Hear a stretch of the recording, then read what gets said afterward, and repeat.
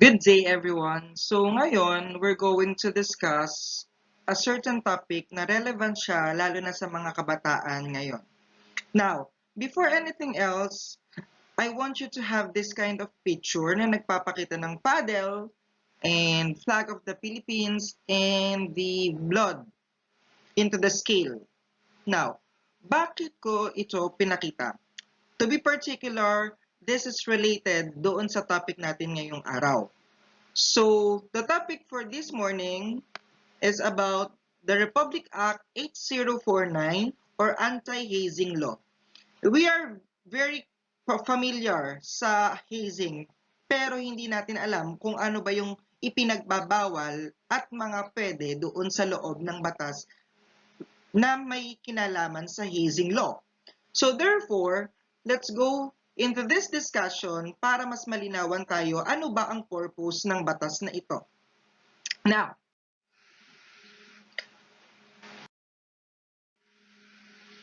so actually, meron tayong mga reason or dahilan kung bakit tayo sumasali sa isang fraternity, sorority, or organization. Now, before anything else, according to the Philippine Constitution, anyone can make or join any organization. It means it is our right to join a certain organization. It is our privilege to join and to choose any organization na meron sa Pilipinas. Pero, that particular organization must not against into the law. It means hindi siya dapat tumutuligsa or nilalabag yung batas ng Pilipinas. So therefore, dapat abiding group siya or abiding organization into the law of the Philippines. So pwede tayong sumali sa kahit anong organisasyon basta sumusunod yung organization natin into the process of the law. Now, before anything else, before I continue my discussion, all of the things that I will discuss or comment into this topic is my own opinion. So I respect brotherhood and sisterhood, fraternities, sororities everywhere in the Philippines. This is my own perception with regards to the hazing or into the topic that we're going to discuss for this day. So let's continue with the reason. So ano ba yung mga dahilan? Of course, meron tayong positive and negative reason. Why do we involve ourselves into this kind of group? At ano-ano yon? First is for the protection. Sometimes yung mga tao, especially kapag nakikita nilang mahina sila, they want to join into this kind of organization. Bakit? Yung mindset kasi nila, they think na ipagtatanggol sila or pwede silang maprotektahan ng organisasyong sasalihan nila. They looking and seeking for protection. Ayun yung reason nila kung bakit sila sumasali sa isang organization or fraternity. So, kasi naniniwala sila na hindi nila kayang protektahan yung sarili nila dun sa mga nambubuli sa kanila, ng aagrabyado sa kanila, so on and so forth. So it means humahanap sila ng iba't ibang paraan para magkaroon ng protection at ito yung isang way nila kung paano sila makakakuha ng protection. Aside from that is rebellion. Sad to say, sometimes teenagers nowadays very fond of this kind of characteristic. Medyo nagre-rebelde sila in terms of family, study, academic, so on and so forth. So sometimes na mawawala sila sa tamang landas at dahil doon nakakagawa sila ng mga desisyon na mali. At ito yung isa sa nakikita nilang paraan. Now, so it means gusto nilang magpapansin sometimes sa parents nila, so they have this kind of mindset. But not all of the members of the fraternities. Again, not all of the members. Some of or few of them or merong ilan na sumasali because of rebellion. Sometimes parent is one of the reason kung bakit sila sumasali in terms of fraternities. Kasi yung parent nila is involved or member din ng same fraternity. So therefore, their parents is motivating them to join doon sa organization. So hinihikayat ng parent nila yung mga anak nila na sumali sa organisasyong kabilang din sila. Now, dito, meron tayong tinatawag na royal blood, if I'm not mistaken, into the different fraternities. So what is royal blood? That particular instances is makikredit lang yon sa anak ng mag-asawa na kasama or kabilang doon sa parehas na organisasyon or fraternity or organization.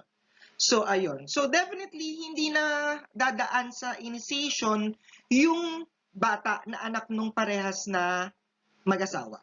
So, automatically, royal blood sila. They include into the organization. Next, ito yung isa sa magandang reason kung bakit sumasali yung mga tao sa fraternity or sorority. Brotherhood, of course, samahan. Actually, saludo ako dun sa mga fraternity na nag-community service. Well, that is the main purpose and objective. Why do we have fraternities? To serve and to lead the community, to help the people who's in need. Ayun yung pinaka-purpose nila eh. So therefore, maganda yung objective nila and dahil doon, they treat us one as a family. So, tinuturing nilang isang magandang impluwensya yung kanilang organisasyon. So, kaya, ang turingan nila parang magkakapatid na or kapatiran in other or layman's term. So, that is the brotherhood. Next is linkages or connection to be specific. So, linkages, sometimes this is very common sa mga politician. If they want to broaden or they want to have a certain influence doon sa community, they join into these kind of fraternities. So, ang nangyayari dito, nangangalap sila ng boto. Sometimes, tumutulong sila sa mga fraternities para makuha yung atensyon at loob ng mga membro ng fraternity. So, that is linkages. And peer pressure. Sometimes, ang kaibigan ng isang bata or teenager especially, ang nag-uudyok na sumali sa isang organisasyon. So, nape-pressure sila, nabibigyan sila ng minsan maling adhikain at pag-iisip in terms of joining this kind of organization. Now, minsan hinihikayat sila na sumali doon sa organisasyon. Since wala naman sometimes silang choice, pero not all of them sometimes dahil hinihikayat sila at wala silang choice, sumasali sila kasi natatakot sila na iwan sila ng mga kaibigan nila. So sometimes that is the reason. And lastly, they think that the fraternity will lead them into being cool. So, tinitingnan nila na, in ako. Pasok ako sa trend ng panahon ngayon. So, they think na yun yung makakabuti sa kanila. Kaya sila sumasali doon sa fraternity is makikilala pa sila at mabuboost yung confidence nila.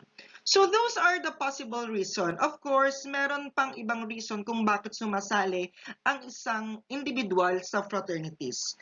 Again, that is my own opinion in reason of joining a particular individual in terms of fraternities or sorority.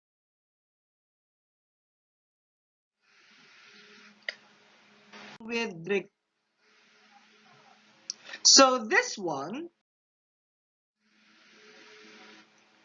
the Section 1 of the Republic Act 8049 or Anti-Hazing Law stated that initiation right as a prerequisite. Okay, now. So, it means Ang isang individual na gustong sumali or ang isang organisasyon ay may karapatan na magkaroon ng initiation. That is legal. But merong policy, merong guidelines in terms of initiation. So what do we mean by initiation first? Once we talk about initiation, it is a form of practice, rituals, or any form of acts, whether formal or informal, that a person must perform or take part in order to accept into the fraternity, sorority, or organization. It means that is any kind of practices, any kind of action na ginagawa ng isang organisasyon para ma-accredit yung isang individual na gustong sumali doon sa organization na gusto nilang salihan. Meanwhile, ang guidelines dito is this one. The initiation must not inflict physical injury. Quote and unquote, not inflict by physical injury is one of the policy of this law. It means bawal masugatan or kahit magasgasan ang individual na sasali sa fraternity. So now, sino ba ang mga sumasali sa fraternity? Ayun yung tinatawag nating neophytes. Once we said neophytes, those are the people who's willing to join into this kind of organization. And syempre, yung neophytes na yon is dapat pumasok siya or sumailalim siya sa initiation because that is the prerequisite or test para masabing siya ay miyembro na ng kapatiran or ng isang organisasyon. Now, this is the guidelines again. It must not have a physical infliction to the neophytes. So, definitely, may karapatang magreklamo kapag merong nangyaring ganitong insidente. Yung victim or yung neophyte, kapag siya ay naagrabyado under or during the initiation. So, that is legal. Now, para mas mapalawak pa ang batas na 8049, merong isang Senate Bill which is also known as Senate Bill 1283 Section 4 stated na dapat yung neophyte mag-submit ng parental consent pag siya ay below 21 years old at gustong sumali sa organization at mag-undergo sa initiation rite. So, bago siya dapat mag-undergo, nakapagpasa na siya noon, pirmado ng kanyang magulang. So, pero, that is under the age of 21, yung neophyte dapat. And of course, under the Section 4 of the same Senate Bill 1283, medical examination must be submitted. It means, kinakailangan mong mag-undergo sa physical exam, different kinds of tests, bago ka sumailalim sa initiation. So therefore, that are the two requirements based doon sa Senate Bill 1283. Para malaman din kung kakayanin mo ba yung initiation na gagawin sa'yo as a neophyte. And of course, para malaman kung ikaw ba ay may mga sakit sa kung saan. That is the Senate Bill 1283. And of course, there are some organization na legal ang initiation. So ano yon? This is the organization of the PNPA and military. According to the Republic Act 8049, it is stated that hazing must approve by the Department of Defense. So dapat may kaukulang abiso at permiso ng Department of Defense bago sila gumawa ng isang aktibidad doon sa organization nila, which is initiation. So, dapat kumuha sila ng abiso or at permiso doon sa Defense General. And of course, with the recommendation of Chief of Staff. and Director General of the PNP. It means yung mga matataas na officer must sign or must approve na magkakandak ang organisasyong na ito na magkaroon ng isang initiation para sa mga neophytes. So again, the main purpose of this section is initiation is legal as long as there is no physical infliction to the neophytes. That is the main purpose of this law.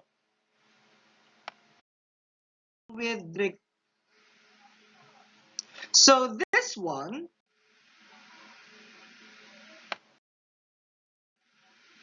so to continue with regards to the Republic Act 8049, Section 2 and Section 3, it is stated that no hazing shall be allowed without prior notice to the school. And period of initiation shall not exceed into 3 days. Anong ibig sabihin nito? Once na ang organization may na-recruit silang mga neophytes or may gustong sumali sa kanila, yung school, especially into the university, fraternities and sororities are very common into the universities. That is an organization na legal. Now, before sila mag-conduct ang bawat organisasyon sa school, dapat sila ay magpasa ng letter of intent and it must be approved by the school na kinabibilangan nila. So therefore, inaabisuhan nila yung school heads, or dean, school director, kung sino man na mataas na opisyal doon sa school, na magkakandak sila ng initiation sa mga neophytes. And yung initiation na dapat gawin nila ay hindi lalampas ng 3 araw. Yes, there are some cases na tumatagal ng 2 araw ang initiation. Depende sa isang organisasyon. So that is under Section 2 of the Republic Act 8049. Once na meron ng approval ng school ang initiation para mag-conduct ng rites or prerequisite practice para sa mga neophytes, doon papasok ang Section 3, which is it must have 2 representatives of the school noong na magiging present during initiation. And that particular representative must monitor the initiation right. So, anong ibig sabihin nito? Now, since aprobado na ng school yung initiation, dapat magpadala sila ng mga official ng school para i-monitor or para panoodin at bigyan ng karampatang advice kung tama ba or mali yung initiation na ginagawa ng isang organisasyon. So therefore, ang dito is merong karapatan ang mga advisor, merong karapatan ng mga representative na ipahinto ang initiation if alam nilang sobra na or mali na yung ginagawa ng isang organisasyon during initiation right. So they have the power to stop the initiation. That is under Section 3 of Republic Act 8049.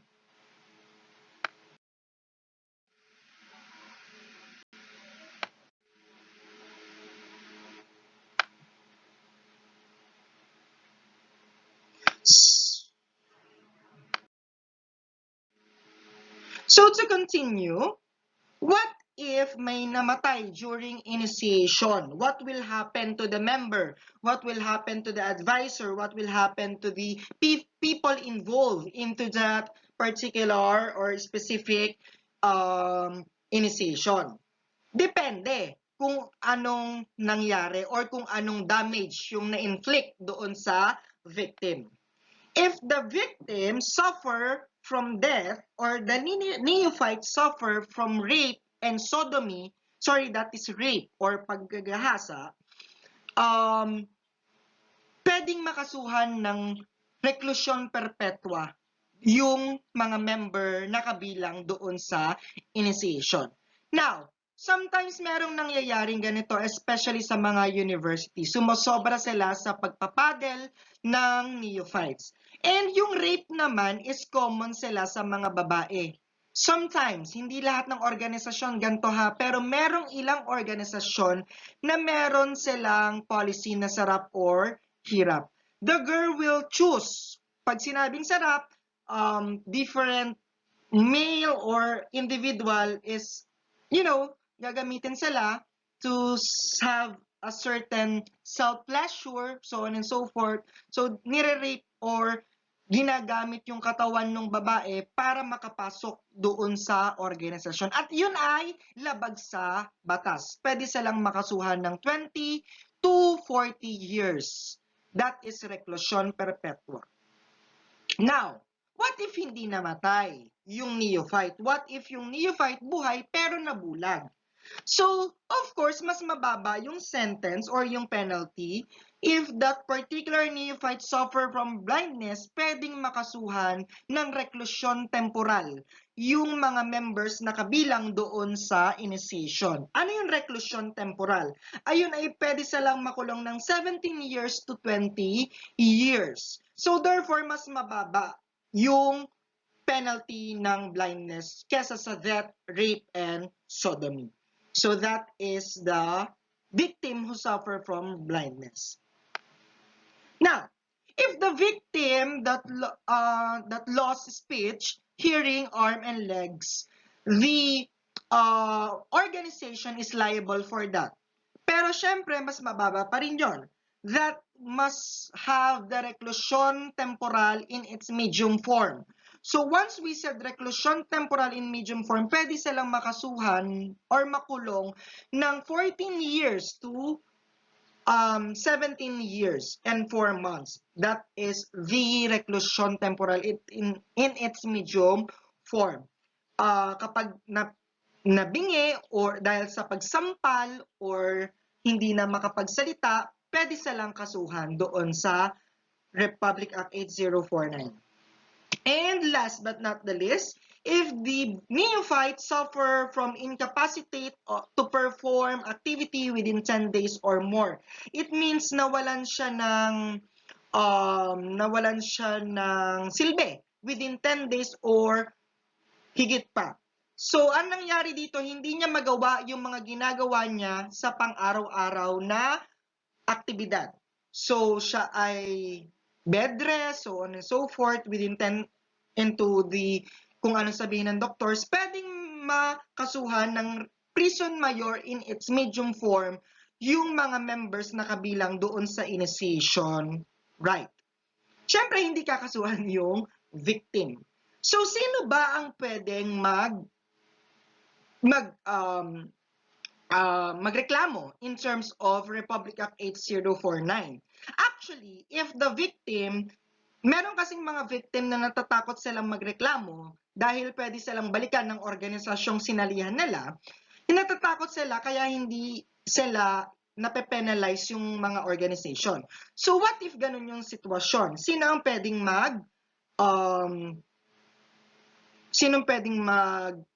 habla or sinong pwedeng magreklamo?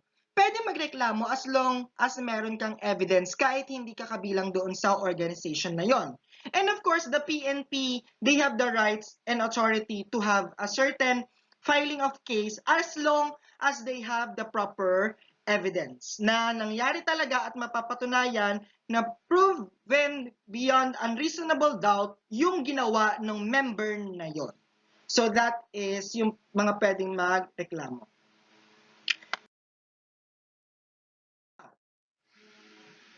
Since the Republic Act 8049 is medyo mahina during that time, Republic Act 11053 or also known as Anti-Hazing Act of 2018, what is the difference between this act doon sa 8049?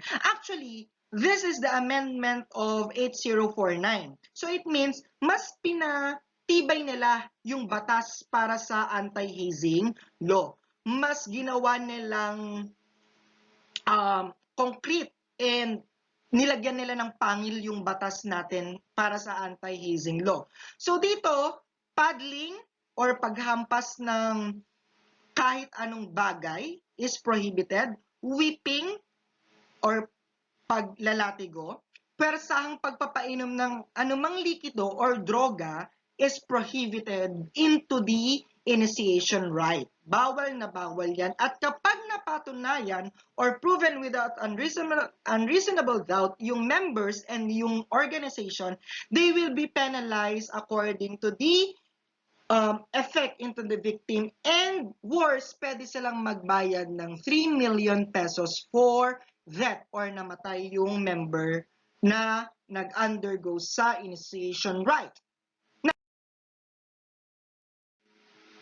So to continue, what if may namatay during initiation? What will happen to the member? What will happen to the advisor? What will happen to the people involved into that particular or specific initiation? Depende kung anong nangyari or kung anong damage yung na-inflict doon sa victim. If the victim suffer from death or the neophyte suffer from rape and sodomy, that is rape or paggagahasa, pwedeng makasuhan ng reklusyon perpetua yung mga member na kabilang doon sa initiation. Now, sometimes merong nangyayaring ganito, especially sa mga university. Sumosobra sila sa pagpapadel ng neophytes. And yung rape naman is common sila sa mga babae. Sometimes, hindi lahat ng organisasyon ganito ha, pero merong ilang organisasyon na meron silang policy na sarap or hirap. The girl will choose. Pag sinabing sarap, different male or individual is, gagamitin sila to have a certain self-pleasure, so on and so forth. So, nire-rape or ginagamit yung katawan ng babae para makapasok doon sa organisasyon. At yun ay labag sa batas. Pwede silang makasuhan ng 20 to 40 years. That is reclusion perpetua. Now, what if hindi namatay yung neophyte? What if yung neophyte buhay pero nabulag? So, of course, mas mababa yung sentence or yung penalty if that particular neophyte suffer from blindness, pwedeng makasuhan ng reklusyon temporal yung mga members na kabilang doon sa initiation. Ano yung reklusyon temporal? Ayun ay pwede silang makulong ng 17 years to 20 years. So, therefore, mas mababa yung penalty ng blindness kesa sa death, rape, and sodomy. So that is the victim who suffer from blindness. Now, if the victim that lost speech, hearing, arm, and legs, the organization is liable for that. Pero syempre, mas mababa pa rin yun. That must have the reclusion temporal in its medium form. So once we said reclusion temporal in medium form, pwede silang makasuhan or makulong ng 14 years to 17 years and 4 months. That is the reclusion temporal in its medium form. Kapag nabingi or dahil sa pagsampal or hindi na makapagsalita, pwede silang kasuhan doon sa Republic Act 8049.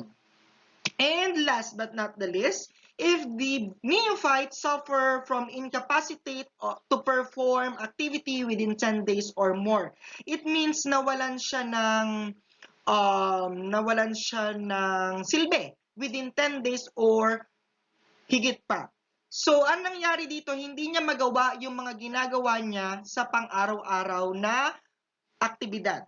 So, siya ay bed rest, so on and so forth, within 10 into the, kung anong sabihin ng doctors, pwedeng makasuhan ng prison mayor in its medium form yung mga members na kabilang doon sa initiation right. Siyempre, hindi kakasuhan yung victim. So, sino ba ang pwedeng magreklamo in terms of Republic Act 8049. Actually, if the victim, meron kasing mga victim na natatakot silang magreklamo dahil pwede silang balikan ng organisasyong sinalihan nila, natatakot sila kaya hindi sila nape-penalize yung mga organization. So what if ganun yung sitwasyon? Um, sinong pwedeng habla or sinong pwedeng magreklamo? Pwede magreklamo as long as meron kang evidence kahit hindi ka kabilang doon sa organization na yon. And of course, the PNP, they have the rights and authority to have a certain filing of case as long as they have the proper evidence na nangyari talaga at mapapatunayan na proven beyond unreasonable doubt yung ginawa ng member na yon. So that is yung mga pwedeng magreklamo.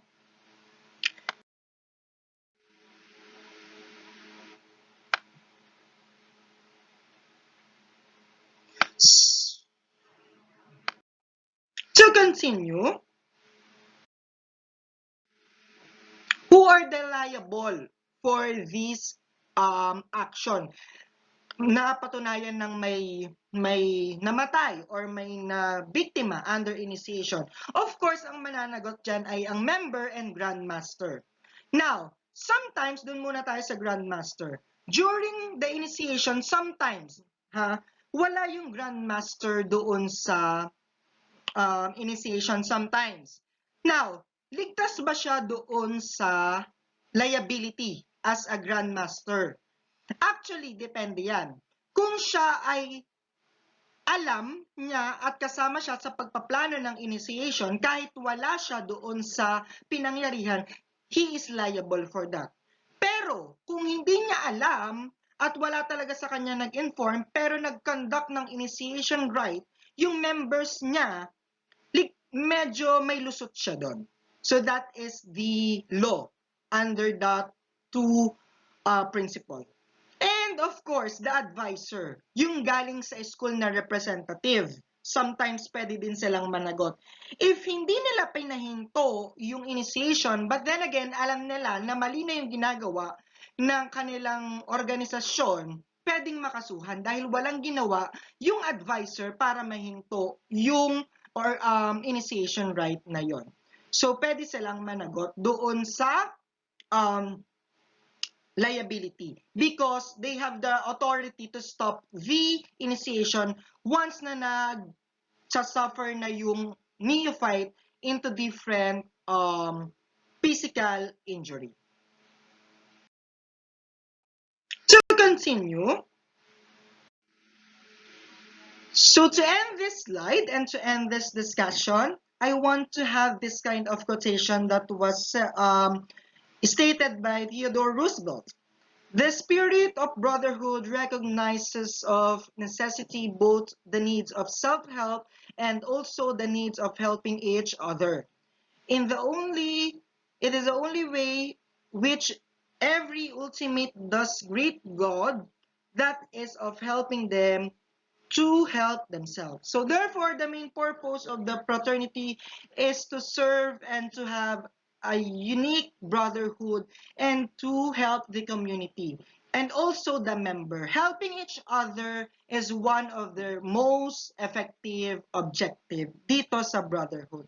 So again, salute to those fraternities and sororities na nag-serve ng madalas sa community nila. Again, mabuhay ang bawat fraternities and sororities.